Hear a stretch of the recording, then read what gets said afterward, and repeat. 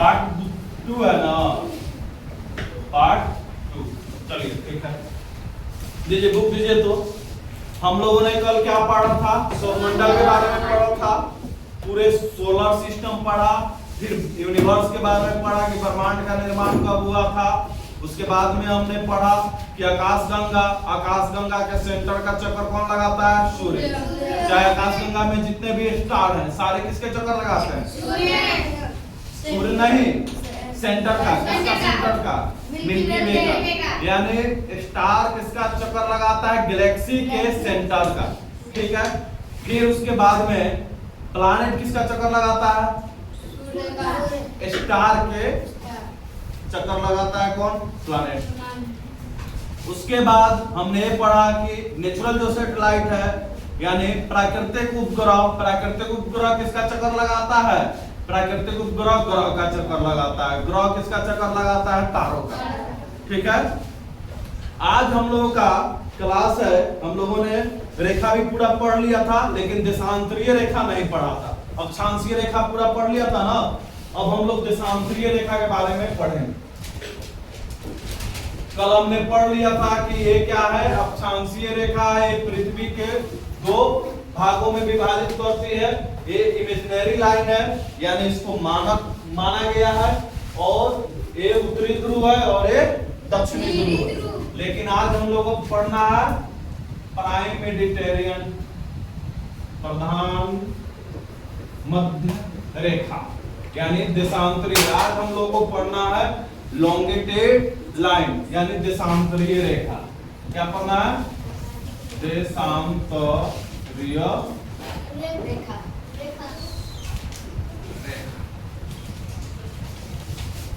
यहां से 0 डिग्री है, इधर से कहां तक ले जाएगा? 180 डिग्री। फिर इधर कहां जाएगा? 180 डिग्री। ये 180 डिग्री कहां जाएगा? पूर्व की ओर, और ये कहां जाएगा? पश्चिम की ओर जाएगा। ठीक है, देशांतरीय रेखा में हम लोग को ये पढ़ना है कि जो मुख्य प्रधान समयोत्तर रेखा है, क्या है? प्रधान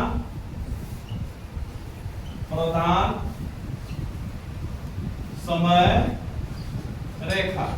ये कहां से गुजरती है? ग्रीनविच से। कहां से? ग्रीनविच कहां है? लंदन।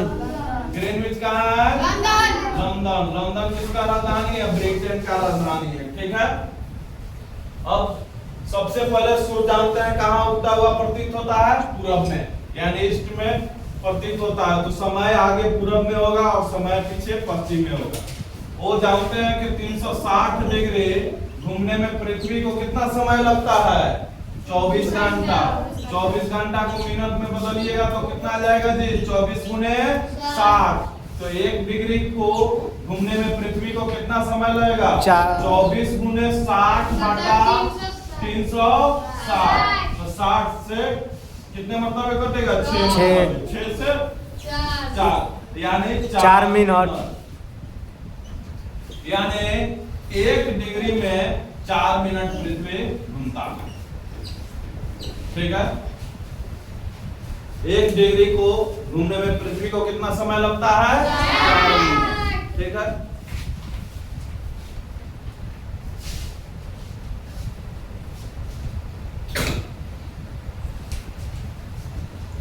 अच्छा, एक अंतरराष्ट्रीय तिथि रेखा है जो तिथि को बनाता है। यहाँ पे अंतरराष्ट्रीय तिथि रेखा आप देख सकते हैं, यहीं पे है अंतरराष्ट्रीय तिथि रेखा। यहाँ से थोड़ा कटा हुआ है, फिर उसमें स्पष्ट दिखाई दे, उसमें भी स्पष्ट नहीं, कोई बात नहीं। अंतरराष्ट्रीय तिथि रेखा यहाँ से है कटते हुए, फिर अलास्का को अलग करता है। ठीक है, तो अंतरराष्ट्रीय तिथि रेखा कहाँ है? पैसिफिक ओशियन में। ठीक है, वो अंतरराष्ट्रीय तिथि रेखा क्या करता है? दिनांक बताता है। ठीक है, अच्छा, एक गुरुत्वाकर्षण बल हम लोग पढ़ लेते हैं।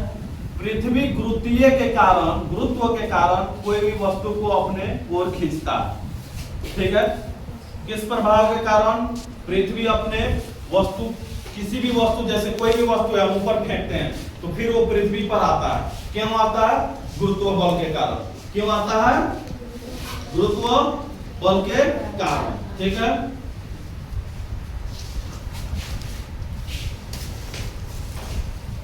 पृथ्वी पर वस्तु का लौटना कौन सा बल है? गुरुत्व बल। अब दो आकाशीय पिंड के बीच कौन सा बल लगता है? दो आकाशीय पिंड के बीच कौन सा बल लगता है जी? दो आकाशीय पिंड के बीच गुरुत्वाकर्षण बल लगता है। कौन सा बल लगता है? गुरुत्वाकर्षण बल लगता है। ठीक है, अब हम लोग पढ़ेंगे पृथ्वी के आंतरिक संरचना। पृथ्वी की आंतरिक संरचना हम लोग पढ़ेंगे। मार्कर ले ना, मार्कर ले ये तो पृथ्वी के आंतरिक संरचना क्या है? पृथ्वी मार्कर नहीं लाने का है क्या है? ठीक। पृथ्वी की आंतरिक संरचना में हम लोग जानेंगे कि पृथ्वी का जो इंटरनल भाग है वो 3 भागों में विभाजित है। कितने भागों में? 3 भागों में विभाजित है।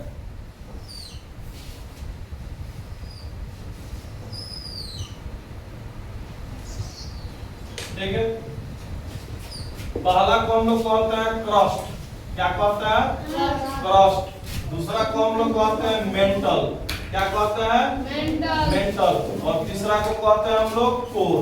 क्या कहते हैं? कोर। यानी पृथ्वी के आंतरिक संरचना कितने भागों में विभाजित है? 3 भागों में। ठीक है, क्या क्या कहते हैं? क्रस्ट, मेंटल और कोर। ठीक है, अब देखिए क्रस्ट किस चीज से बना है? तो क्रस्ट बनने में सियाल यानी सिलिकॉन और एल्युमिनियम, सिलिकॉन और SI से सिलिकॉन और Al से एल्युमिनियम। ठीक है, मेंटल किस चीज से बना है? सीमा। SI से सिलिकॉन, Ma से मैग्नीशियम,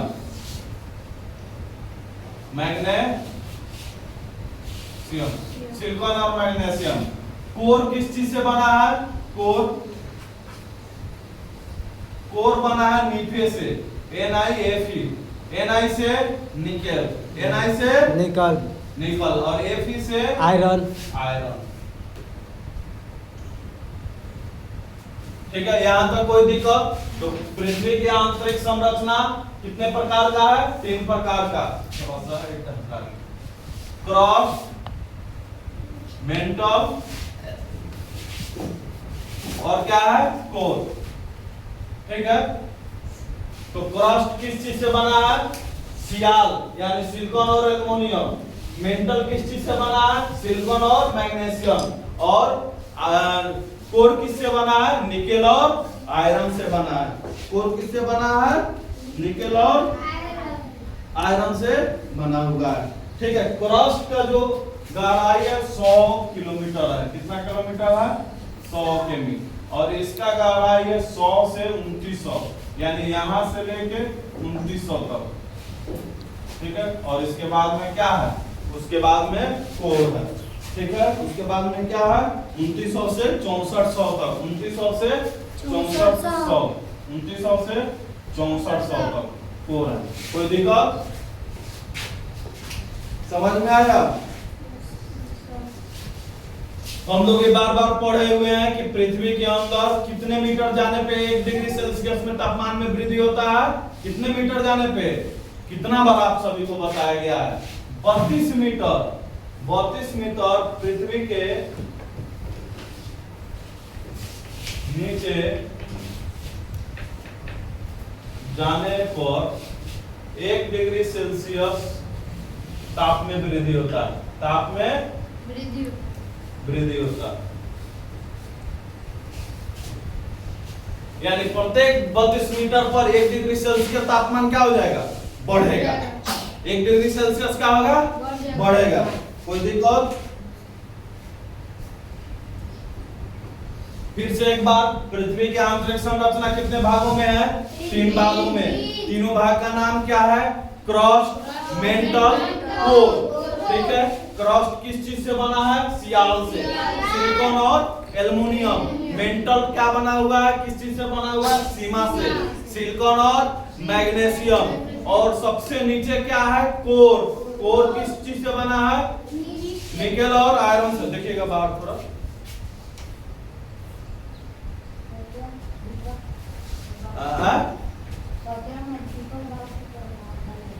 ठीक ठीक है, कोई दिक्कत? अब हम लोग वायुमंडल के बारे में पढ़ेंगे। लिख लीजिए ये सब, थोड़ा देर के लिए वीडियो के पॉज।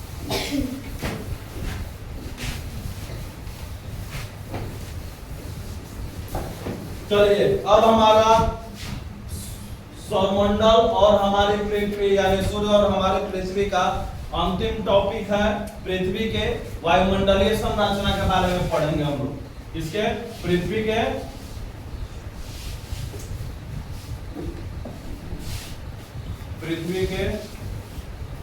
वायुमंडलीय संरचना।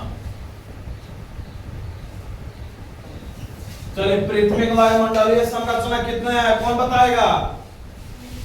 बोलिए। नहीं याद है? कितना बार पढ़ाया गया? गधा है आप सब। 5। कितना है? 5। ये हमारा क्या है? पृथ्वी है। ठीक है, सबसे पहले कौन सा मंडल है? क्षोभ मंडल। क्षोभ मंडल को इंग्लिश में क्या कहते हैं? ट्रोपोस्फियर। ठीक है, क्षोभ मंडल की विशेषता क्या है? क्षोभ मंडल की विशेषता ये है कि इसमें मौसम संबंधित घटना होता है। मौसम संबंधित घटना होता है, यानी वर्षा के कारण, धूप के कारण, ये सारे कारण कौन सा है? क्षोभ मंडल। कोई दिक्कत? अब दूसरी का लेयर क्या होता है? 5 लेयर है। दूसरा लेयर को हम लोग क्या कहते हैं? दूसरा को हम लोग कहते हैं समताप मंडल। क्या कहते हैं? समताप मंडल, इंग्लिश में स्ट्रेटोस्फीयर। अब इसको समताप मंडल में क्या क्या है? तो समताप मंडल में एक लेयर पाया जाता है जिसको हम लोग कहते हैं O3। क्या कहते हैं? O3, यानी ओजोन परत। ओजोन परत। इसका विशेषता क्या है? तो ये क्या करता है? सूरज के पराबैंगनी किरणें, अल्ट्रावायलेट रेज, यानी अल्ट्रावायलेट यूवी को वापस भेज देता है।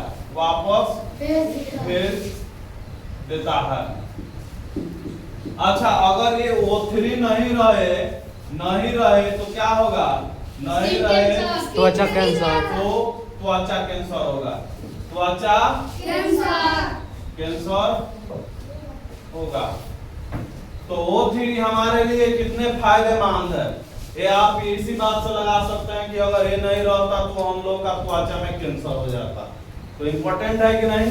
लेकिन O3 का क्षरण भी हो रहा है। किससे क्षरण हो रहा है? क्षरण मतलब क्या होता है? O3 का लॉस हो रहा है, नुकसान हो रहा है। तो नुकसान किससे हो रहा है? तो नुकसान हो रहा है CFC, क्लोरोफ्लोरोकार्बन से। और CFC किससे निकलता है? गाड़ी से। CFC निकलता है फ्रिज से, AC से। ठीक है, ये CFC निकलता है। समताप मंडल की एक और विशेषता है कि इसी में एरोप्लेन चलता है। एरोप्लेन किसमें चलेगा? इसी में। क्यों? क्योंकि यहाँ पे मौसम संबंधित घटना नहीं आता है, तो वायुमंडल क्या होता है? यहाँ पे वायुमंडल साफ होता है। वायुमंडल क्या होता है? साफ होता है, जिसके कारण से एरोप्लेन चलाने में दिक्कत नहीं होता है। ठीक है। तो हम लोगों ने समताप मंडल में क्या पढ़ा, एरोप्लेन चलता है इसी में, क्योंकि वायुमंडल साफ रहता है। इसमें एक लेयर पाया जाता है जिसको हम लोग क्या कहते हैं, ओजोन। ठीक है, O3 ओजोन लेयर क्या करता है, तो सूरज के पराबैंगनी किरणें को वापस भेज देता है पुनः। ठीक है, अगर O3 नहीं रहे तो क्या हो जाएगा, तो त्वचा में कैंसर होगा। और एक और क्वेश्चन है यहाँ से आ सकता है, O3 में छेद देखा गया, ओजोन परत में कहाँ छेद देखा गया है, अंटार्कटिका में। छेद कहाँ देखा गया है, अंटार्कटिका महाद्वीप में। ठीक है, व्हाइट कॉन्टिनेंट में छेद देखा गया। समताप मंडल का कहानी खत्म। अब हम लोग पढ़ेंगे कौन सा, मध्य मंडल। क्या पढ़ेंगे, मध्य मंडल का एक और विशेषता है। मध्य मंडल का विशेषता ये है कि जब कोई भी आकाशीय पिंड आता है ना पृथ्वी पर, तो मध्य मंडल में आके जल जाता है। समझ रहे हो, अगर मध्य मंडल नहीं रहेगा तो आकाशीय पिंड नहीं जलेगा, उल्का पिंड डायरेक्ट पृथ्वी पर गिरेगा, जिससे नुकसान होगा। तो मध्य मंडल भी हमारे लिए इंपॉर्टेंट है। तो ये क्या करता है, आकाशीय पिंड को जलाता है। ठीक है, कोई दिक्कत। अब कई गो लेयर हो गया, 1 2 3। चौथा लेयर का नाम क्या है जी, चौथा लेयर का नाम है आयनोस्फीयर, आयन मंडल। क्या नाम है, आयन मंडल। ये रेडियो वेव को क्या करता है, रेडियो तरंग को पृथ्वी पर पुनः भेज देता है, यानी संचार द्वारा यहीं पे फिट होता है।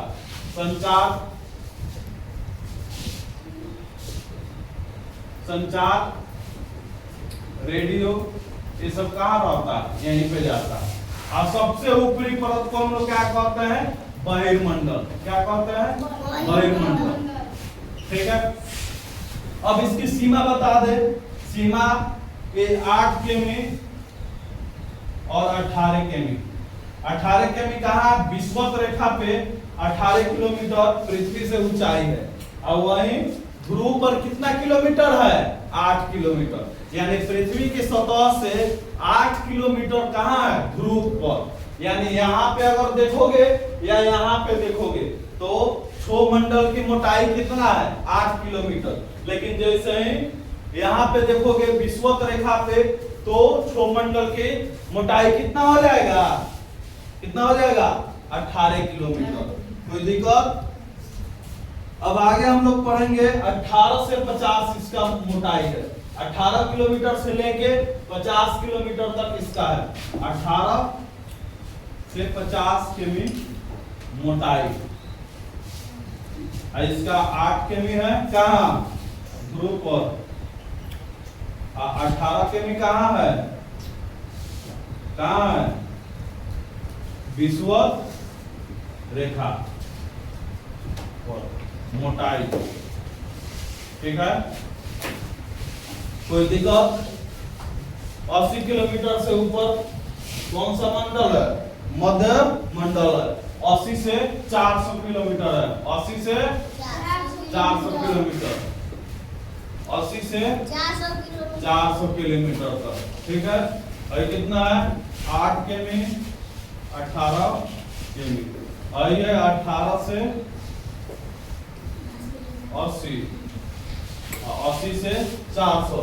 ठीक है, और 400 से ऊपर है कौन सा, आयन मंडल। 400 से ऊपर, 400 से ऊपर इसका कोई सीमा नहीं है, वायुमंडल का कोई सीमा नहीं है। ठीक है, एक और इंफॉर्मेशन बता दे कि वायुमंडल में सबसे ज्यादा मात्रा में कौन सा गैस है, बोलिए, नाइट्रोजन। नाइट्रोजन। कौन सा गैस है, नाइट्रोजन। उसके बाद कौन सा है, ऑक्सीजन। ऑक्सीजन है 20.92%, और वही नाइट्रोजन है 78.08%। ठीक है, ये दोनों लिख लीजिए। नाइट्रोजन कितना है, नाइट्रोजन कितना है, 78.08, 20% ऑक्सीजन कितना है 21 20 लगभग 21 माना जाता है 20 पॉइंट कुछ होता है 20% 92 ठीक है ये वायुमंडल में मात्रा है ठीक है ना कोई दिक्कत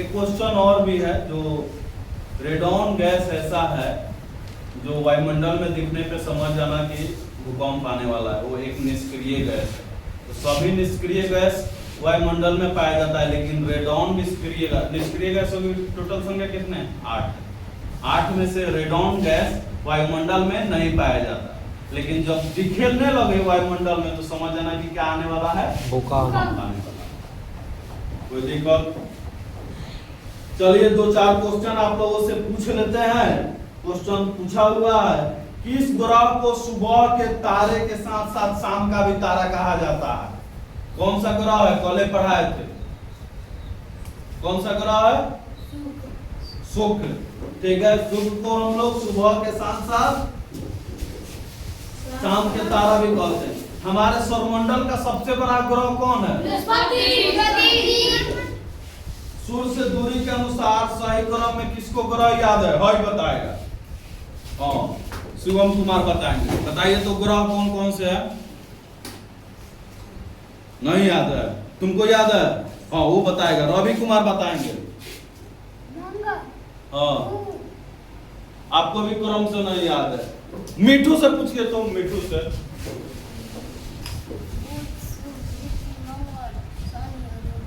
एक छोड़ दिया बृहस्पति कम क्रम के अनुसार बताया तो सबसे पहले कौन सा ग्रह है बुध शुक्र पृथ्वी मंगल बृहस्पति शनि अरुण गुरु रोम से पूछिएगा एक बार इंग्लिश में वो बताते हैं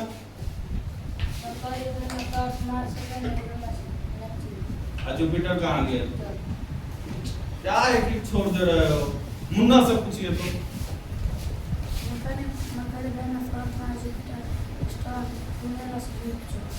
चलिए ठीक है पृथ्वी का एक मात्र उपग्रह किसे कहते हैं वेरी गुड